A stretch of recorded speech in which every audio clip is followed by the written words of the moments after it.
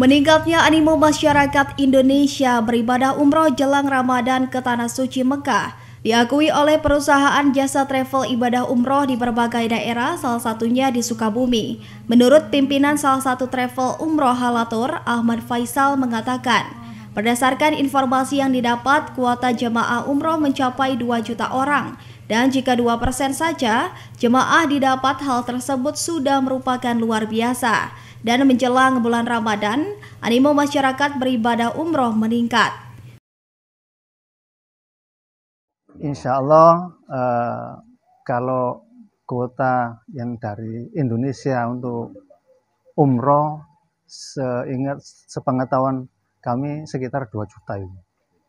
Ya kalau misalkan anggap saja kami dari 2 juta tersebut, ya mungkin 1% itu sudah alhamdulillah buat kami. Karena secara legalitas yang kita dapatkan baru tahun 2021, pada waktu itu masih pandemi. Karena kondisi internasional pada waktu itu pandemi COVID. Alhamdulillah untuk Ramadan itu memang dibanding bulan-bulan sebelumnya, itu artinya yang sebelum bulan Ramadan, itu animo jamaah untuk menunaikan ibadah umroh tinggi sekali. Karena sudah dijanjikan oleh Allah bahwa melakukan umroh di bulan Ramadan itu pahalanya ini setara dengan menunaikan ibadah haji.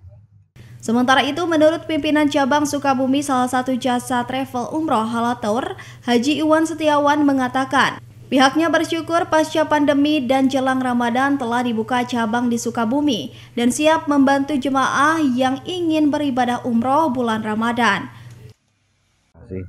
Alhamdulillah hari ini kita sudah launching untuk terbentuknya Halatur cabang Sukabumi, dan insya Allah saya akan lebih meyakinkan calon-calon jemaah umroh ataupun haji yang ada di Sukabumi, dan tentunya juga akan memberikan segala sesuatunya sesuai dengan dari pusat.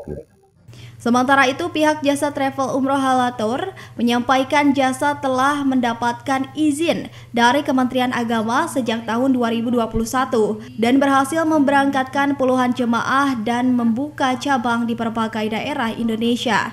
Dari Kabupaten Sukabumi, Muhammad Ujang Heriaman melaporkan.